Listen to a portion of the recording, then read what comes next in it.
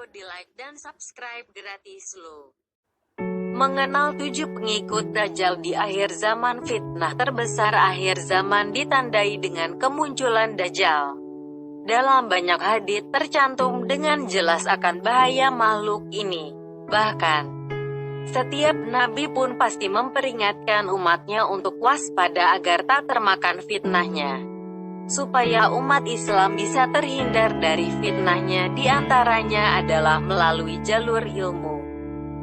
Dengan mengetahui siapa pengikut Dajjal di akhir zaman, paling tidak umat bisa menyiapkan kewaspadaan sejak dini untuk tidak menjadi bagian dari pengikutnya. Dalam buku Al-Mawsu'a Al-Fitan wa Al-Malahim wa Asrati As-Sa'ah 2006-721-727, Dr. Muhammad Ahmad Al-Mubayyad berdasarkan yang ada 7 pengikut Dajjal di akhir zaman.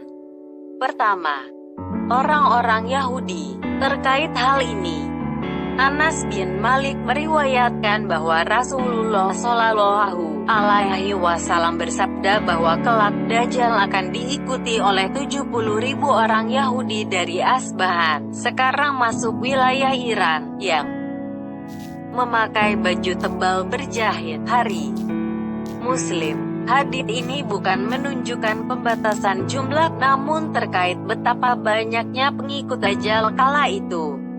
Jika di Asbahan saja pengikutnya sebanyak itu, apalagi di wilayah-wilayah lainnya. Terlebih, Dajjal diberikan kemampuan luar biasa untuk berkeliling dunia dalam waktu yang super cepat, melainkan Mekah dan Madinah yang dijaga oleh malaikat. Penyebutan orang Yahudi dikaitkan dengan Dajjal sangatlah menarik bila umat Islam mau menarik benang merah antara kejadian-kejadian di dunia sekarang ini hingga akhir zaman. Bahwa kerusakan-kerusakan yang banyak didalangi orang-orang Yahudi sepanjang zaman kelak akan bertemu dengan muara kerusakan yang dibawa Dajjal. Bisa jadi mereka telah menyiapkan secara matang kedatangan Dajjal. Kedua, kelompok-kelompok menyempal dan Hawarik. Menurut riwayat Ibnu Majah, Nabi bersabda bahwa akan tumbuh pemuda yang fasih baca Al-Qur'an petik terbalikan tapi hanya sampai kerongkongan. Setiap kali sekelompok dari mereka muncul, maka pantas dihancurkan. Kemunculannya lebih dari 20 kali hingga sampai kedatangan Dajjal. Dari hadits tersebut bisa ditarik kesimpulan bahwa salah satu pengikut Dajjal adalah Hawarik. Sebuah gambaran umum bagi orang-orang yang dungu, tidak mengetahui dengan baik ajaran-ajaran Islam yang benar, memahami Islam dari lahiriahnya saja, gampang mengkafirkan orang tanpa dasar ilmu dan lain sebagainya yang menggambarkan kepandiran mereka. Orang seperti ini kelak akan menjadi pengikut setia Dajjal. Ketiga, pelaku bid'ah dan kesesatan. Hudzaifah radhiyallahu anhu pernah mendengar sabda Nabi bahwa setiap umat ada majusinya, sementara majusi umat ini adalah mereka yang tidak percaya takdir. Kalau berjumpa dengan orang semacam ini, Nabi Shallallahu Alaihi melarang untuk menghadiri jenazahnya dan dilarang membesuk mereka dikala sakit karena mereka adalah pengikut Dajjal. Hari Abu Dawud. Hadits ini menggambarkan secara implisit bahwa kelak pengikut Dajjal adalah orang-orang yang suka melakukan bid'ah, baik secara akidah maupun ibadah, dan suka mengerjakan kesesatan. Keempat, para wanita. Kelak di akhir zaman berdasarkan riwayat Ahmad, kebanyakan yang terpengaruh dengan fitnah Dajjal adalah para wanita. Sampai-sampai ada orang yang mengikat istri, ibu, putri dan saudara perempuannya agar tidak keluar rumah, termakan fitnah Dajjal.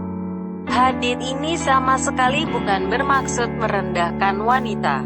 Menurut Dr. Mubayyad, banyak di kalangan wanita yang mengikuti Dajjal karena gampang tergoda dengan syahwat dunia, dan tidak begitu mengedepankan akalnya sebagaimana laki-laki.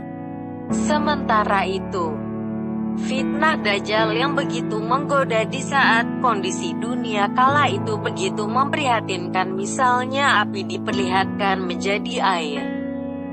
Sebaliknya air diperlihatkan bagai api, dan berbagai fitnah lainnya sangat sulit dilawan jika tak berbenteng keimanan. Kelima, setan. Dalam hadits riwayat Amr bin Aish radhiyallahu anhu, disebutkan sabda Nabi bahwa di laut ada setan-setan yang dipenjara oleh Nabi Sulaiman radhiyallahu anhu yang kelak akan keluar membacakan sesuatu kepada manusia. Hari Muslim. Kemungkinan keluarnya setan-setan ini adalah menjelang atau saat Dajjal muncul. Dalam sebagian riwayat disebutkan bahwa kelak setan-setan akan berjalan di bagian depan Dajjal yang menayarukan fitnahnya di berbagai negeri dan kota yang dimasuki Dajjal. Keenam, tukang sihir. Berdasarkan penelitian Dr. Mubayyad, di sebagian riwayat ada yang menunjukkan bahwa tukang sihir, dukun dan semacamnya, kelak menjadi pengikut Dajjal. Mereka berjalan di depan Dajjal dengan kebohongan dan kedustaan yang dibuat-buat untuk menyebarkan fitnah Dajjal. Ketujuh, pengikut hawa nafsu. Pengikut Dajjal yang lain adalah mereka yang tahu bahwa Dajjal itu dusta, namun mereka tak kuat bersabar menahan fitnahnya, akibatnya termakan juga. Abu Nuaim meriwayatkan dari Ubaid bin Umar al-Laitsi bahwa ketika Dajjal keluar, salah satu yang mengikutinya adalah orang-orang yang mengetahui bahwa Dajjal adalah kafir, tapi mereka tetap ikut karena ingin memakan makanannya serta kebutuhan lainnya. Ketika murka Allah turun, maka mereka juga terkena imbasnya.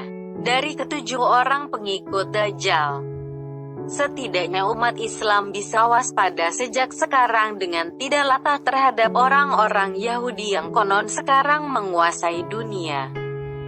Tidak ikut-ikutan dengan sekte menyimpang seperti Khawarij dan semacamnya, tidak melakukan bid'ah serta kesesatan. Bagi wanita juga mempersiapkan diri dari berbagai fitnah yang bisa menggelincir, atau bagi orang tua menjaga pendidikan terutama anak putrinya dengan baik agar tak gampang termakan fitnah. Demikian juga menjauhkan diri dari langkah-langkah setan, tukang sihir dan hawa nafsu.